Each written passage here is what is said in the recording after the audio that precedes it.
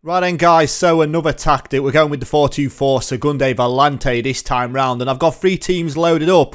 So as you can see, we've got Benfica, Norwich and Juventus. And with any tactics test, you're obviously going to want to use a top tier team in there so you can see basically any gaps within the tactic. They'll stick out like a sore thumb with the bigger teams. The elite teams, when you've got those world class players, you'll be able to see where you need to tweak. So Juventus in there, Norwich in fairness, who should be favourites to win the championship, and Benfica, who I would like to use to dethrone Porto in the Portuguese Premier League.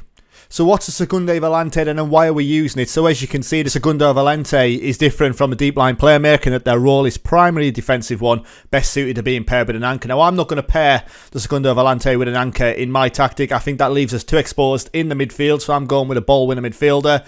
But it's also different from a ball winner midfielder in that they often run with the ball or arrive with a late run into the opposition area, much in the same way as a box-to-box midfielder does. With an attack duty, the Segundo Volante will just end up in the penalty box. That's the main thing. I'm not expecting whoever plays in that role throughout these 3 teams to be scoring 20 odd goals. I just want to see them involved, offering with assists and goals where possible. So tactically then, we'll have a look at our setup with Benfica. So as you can see, we're playing that 4-2-4 with Odyssey's in goal now, and he's just on a standard goalkeeper defend and he takes fewer risks. At wing back then, we've got Grimaldo, who's currently playing wing back on an automatic mentality. Instructions wise is to run with the ball, and that is the same out on the right hand side. Gilberto out there. Centre back then, we've got Morato, central defender on defend. Instructions wise, shoot less often, dribble less and hold position, and that is the same for Silva. Then we get the Segundo Volante, and the person that I have chosen for Benfica is Enzo Fernandez. The reason I've chosen him, when we look at his attributes for the role, so he's currently 3-star in that position. First touch 14, passing 15, technique 15,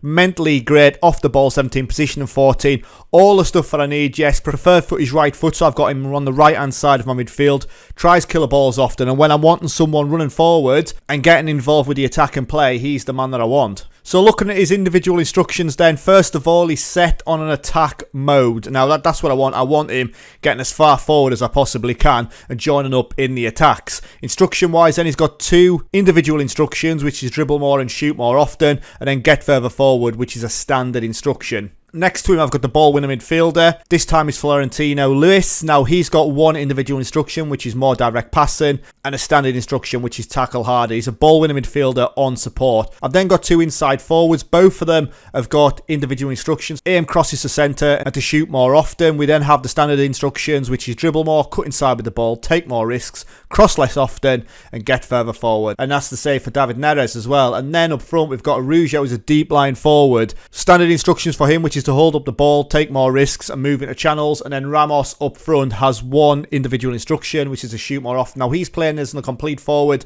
on attack. The other instructions there standard for him: hold up the ball, dribble more, take more risks, move into channels and roam from position. We're going to play a tick-a-tacker tactical style and a positive mentality. So in possession then, our attack and width is fairly narrow. Our approach play is to just play out from defence. Our passing directness is much shorter and our tempo is much slower.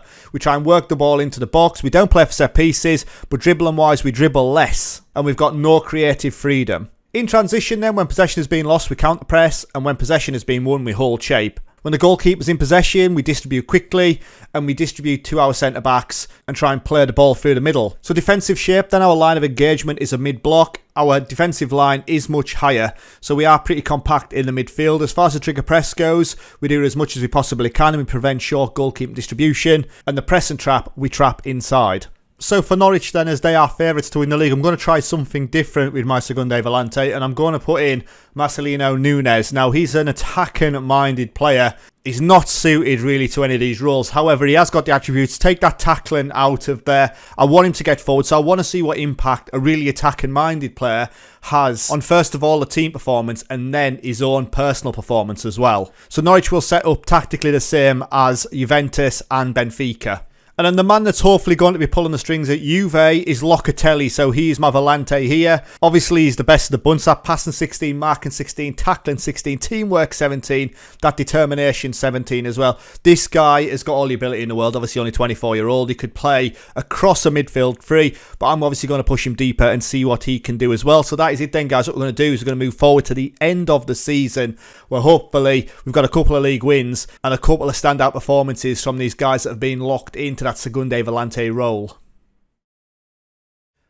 Right then guys, so the season's over and here you can see straight away Benfica lifting the Portuguese Premier League crown there. One defeat in the final 5 games, 79 points on the board, 4 points clear of Porto. That's what I was after. I wanted to knock Porto off the top spot and we've managed to do that. 34 games played, 25 wins, 4 draws, 5 defeats, 92 goals scored, 29 conceded, 92 goals scored, absolutely massive. Plus 63 goal difference, 79 points like I say. So looking at the schedule then, some absolutely massive results in there. A 5-1 win against Ajax in the Champions League. Obviously battered 6-1 by Leipzig in there, not ideal. 8-2 against Chavez. We just keep moving through, plenty of wins in there. 8-0 against Penafiel.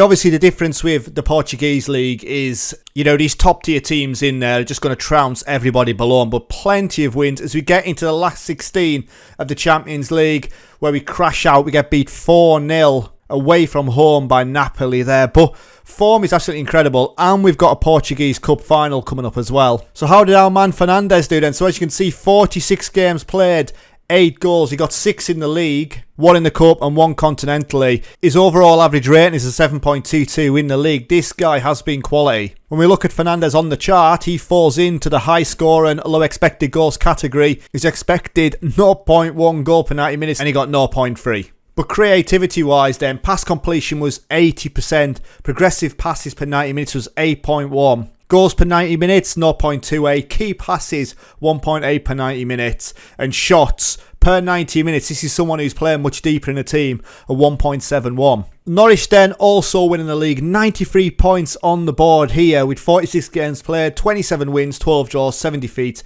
67 goals scored, 35 conceded, a goal difference of plus 32. We tried to blow it by the look of it towards the back end of the season, but we dominated this league. Again, looking at the schedule, plenty of wins in there. We crash out to Liverpool 1-0 in the FA Cup, but we're dominating. Not too many goals conceded, as you can see. We don't score too many either. It's only towards the back end of the season that the wheels really start to come off, but by that point, we've already won the league. And how did Nunes do then? So he scored 9 goals in 47 games, 8 in 44 league games, so he didn't do too bad there with 7 assists and 5 player of the match performances. Looking at his creativity then, he's got a pass completion of 84%. Those progressive passes, 3.7. This guy's dominated shots, 1.62 per 90 minutes as well. So he has also played his part in Norwich winning the league. And then finally, Juventus crowned champions of Italy. Look at the state of that form though. We won 1 of our last 5 games, 4 draws in there as well. So we just about got away with it. 38 games played, 25 wins, 7 draws. Like I say, 4 towards the back end of the season, 6 defeats. 58 goals scored, 28 conceded, plus 30 goal difference, 82 points. Like I say, 2 points clear of Inter Milan.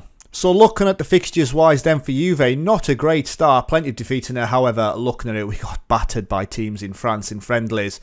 But then after Christmas, it's been much better looking until we get to that May fixture list where we've just absolutely bottled it. Losing in the Champions League semi-final to Barcelona. Then we lost in extra time in the Coppa Italia final, 2-1 there. But we did end up winning the league. So wheels fell off a little bit towards the back end of the season. That could be injuries, whatnot. But overall, I'd say that was a success with 3 teams used, 3 domestic league titles won as well. But yes, let me know what you think about the tactic in the comments. The tactic is also available to download in the description, so give it a go. But yes, thank you very much for watching. Stay safe and I'll catch you later.